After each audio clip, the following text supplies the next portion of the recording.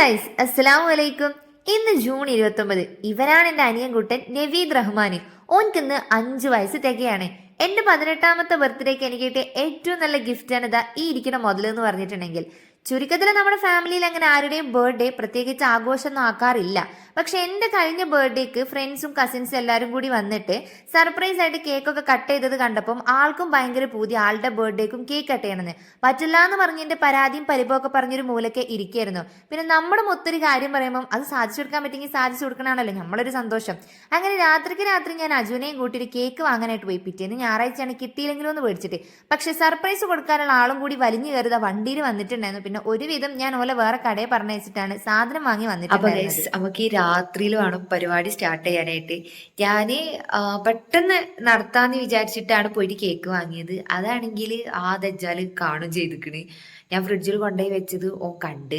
അപ്പോൾ എന്നോട് വന്ന് ചോദിച്ചപ്പോൾ ഞാൻ പറഞ്ഞു നാളെ എനിക്കൊരു ഓർഡർ കൊടുത്തയക്കാനുണ്ട്, അതിനുള്ളതാണ്, അത് എനിക്കുള്ളതൊന്നല്ല എന്നൊക്കെ പറഞ്ഞ് അങ്ങോട്ടും ഇങ്ങോട്ടൊക്കെ പറഞ്ഞിട്ടാണ് പോകുന്നത്. എന്നാലൊരു ഡൗട്ട് ഉണ്ട്. പിന്നെ ഞാൻ വിചാരിച്ചു എൻ്റെ റൂമിൽ തന്നെ ചെറിയ രീതിക്കൊന്ന് സെറ്റ് ചെയ്ത് വെക്കാം. മൂപ്പർക്ക് ഇങ്ങനത്തെ പരിപാടികളൊക്കെ ഭയങ്കര ഇഷ്ടമാണ്. അപ്പം ഞാൻ ചെറിയ രീതിക്ക് സെറ്റ് ചെയ്ത് വെക്കാം, നാളെ എന്നിട്ട് കൊണ്ടിട്ട് സർപ്രൈസ് ആക്കാന്നൊക്കെയാണ് വിചാരിച്ചിരിക്കണം. അപ്പം അതിൻ്റെ പരിപാടികൾ ഇപ്പോൾ ചെയ്തു വെക്കണം, എന്നാലും നാളെ രാവിലത്തേക്ക് കാര്യം നടക്കുള്ളൂ. അപ്പം നമുക്ക് ഒട്ടും വൈകണ്ട, നേരെ പരിപാടിക്ക് കിടക്കാം, ഓരോന്നോരോന്നായിട്ട് സെറ്റാക്കി തുടങ്ങാം. എന്തായാലും കേക്കൊക്കെ കട്ട് ചെയ്ത് നമ്മൾ ചെറിയ രീതിക്ക് ബർത്ത്ഡേ ഒന്ന് സെലിബ്രേറ്റ് ചെയ്ത് സർപ്രൈസ് ചെയ്യാണല്ലോ. അപ്പൊ പിന്നെ ചെറിയ രീതിക്ക് ബാക്ക്ഗ്രൗണ്ട് ഒന്ന് സെറ്റ് ആക്കാന്ന് കരുതി, ആവശ്യം എപ്പോഴെങ്കിലൊക്കെ വരുന്ന കരുതി ഞാനൊരു ഫോയിൽ പേപ്പറിന്റെ കർട്ട വാങ്ങി വെച്ചിട്ടുണ്ടായിരുന്നു. അതിതാ ഇവന്റെ ബർത്ത്ഡേക്കാണ് ഉപകാരമായത്.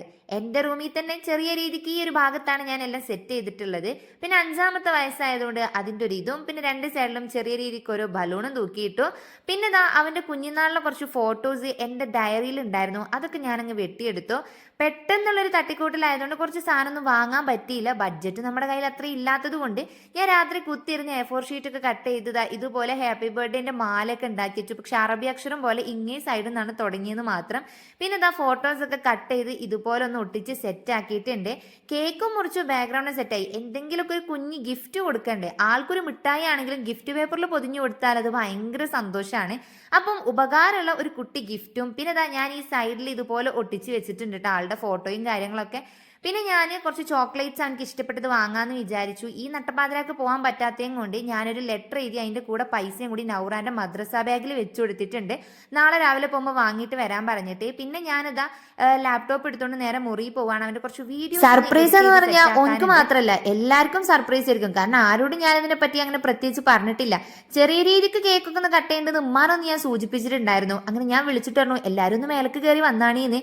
എവിടേക്കോ പോകാൻ നിൽക്കണം. അപ്പം ഇമ്മി ഓനെയും കൂട്ടിയിട്ട് മേലെ കയറി വന്ന് ഓനാകെ കണ്ടപ്പോൾ ഞെട്ടിയിട്ടു. എനിക്കത് മതി, ഞാൻ അതിനും വേണ്ടിയിട്ടാണല്ലോ ചെയ്ത് കൂട്ടിയത്. പിന്നെ അതാ ഓനക്ക് വേണ്ടിയിട്ട് ഓൻ്റെ പഴയ കാലത്തെ ഫോട്ടോസും വീഡിയോസും മെമ്മറീസും ഒക്കെ കളക്ട് ചെയ്തിട്ടൊരു കുട്ടി വീഡിയോ ഒക്കെ ഉണ്ടാക്കിയിട്ട് സോങ് ഒക്കെ ഇട്ട് അവിടെ വെച്ചിട്ടുണ്ടായിരുന്നു. അങ്ങനെ കണ്ടപ്പോൾ ആൾക്ക് ഭയങ്കര ഹാപ്പിയായി. അങ്ങനെ അതാ നമ്മൾ കത്തിച്ചു, ഊതി, കേക്കൊക്കെ കട്ട് ചെയ്യാണ്. ശരിക്കും നമ്മളിവിടെ അങ്ങനെ ബർത്ത്ഡേ ആരും സെലിബ്രേറ്റ് ചെയ്യലില്ല. പക്ഷേ ഇത് നമ്മൾ ഓൻ അത്രയും ആഗ്രഹിച്ച് നിന്നിട്ട് ചെയ്തു കൊടുത്തോണ്ടേയിരിക്കും എന്തോ പ്രത്യേകമായിട്ട് ഒരു സന്തോഷം കേട്ടോ.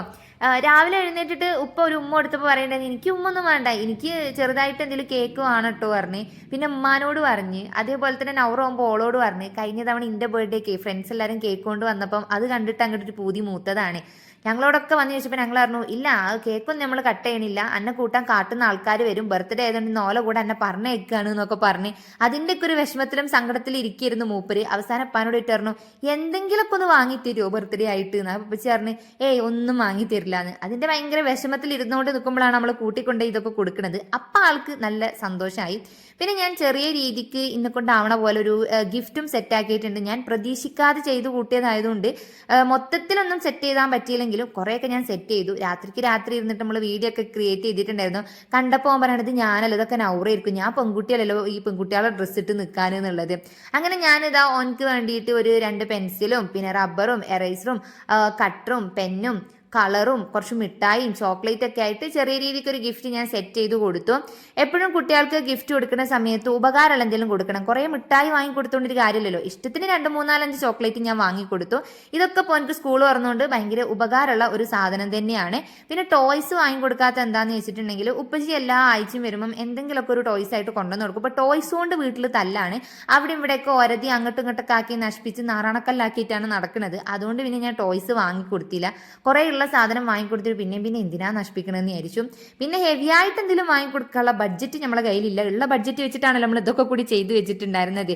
എന്നാലും ഓനക്ക് ഒരുപാട് ഇഷ്ടമുള്ള കുറേ മിഠായി ഐറ്റംസ് ഒക്കെ ഉണ്ട്. അപ്പോൾ അതും കളറൊക്കെ ആയിട്ട് നമ്മൾ കുറേ സാധനങ്ങൾ വാങ്ങിക്കൊടുത്തപ്പോൾ കണ്ടപ്പോൾ ആൾക്ക് ഭയങ്കര സന്തോഷമായി. പിന്നെ കേക്ക് തിന്നോ എന്നൊക്കെ പറഞ്ഞപ്പോൾ എനിക്ക് കേക്കിൻ്റെ ഒന്നും ആവശ്യമില്ല, ഞാൻ ഗിഫ്റ്റ് ഒക്കെ ആദ്യം ഒന്ന് നോക്കട്ടെ എന്ന് പറഞ്ഞിട്ടായിരുന്നു നിൽക്കുന്നുണ്ടായിരുന്നത്. ഏതായാലും മൂപ്പര് ഹാപ്പിയാണ്. ആ സന്തോഷത്തിൽ നമുക്ക് എന്ത് ചെയ്യാം, ഒരു ഫോട്ടോ അങ്ങ് എടുത്താലോ.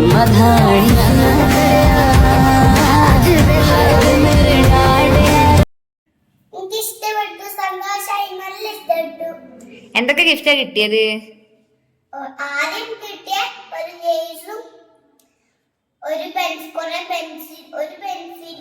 പെൻസിലും ഒരു റബ്ബറും ഒരു കട്ടറും സ്കെയിലും കളർ കിട്ടി, കളിപ്പാട്ടം കിട്ടി, കുറേ സാധനം കിട്ടി.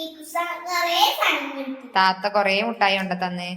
എനിക്കും കുഞ്ഞാത്തിയും കൊറേ മുട്ടായി തന്നു. ആ സന്തോഷായോ? രാവിലെ സങ്കടായോ കേക്ക് കുറിക്കായിട്ട്? ഇപ്പോഴോ ഇപ്പൊ സന്തോഷായി. സന്തോഷായോ?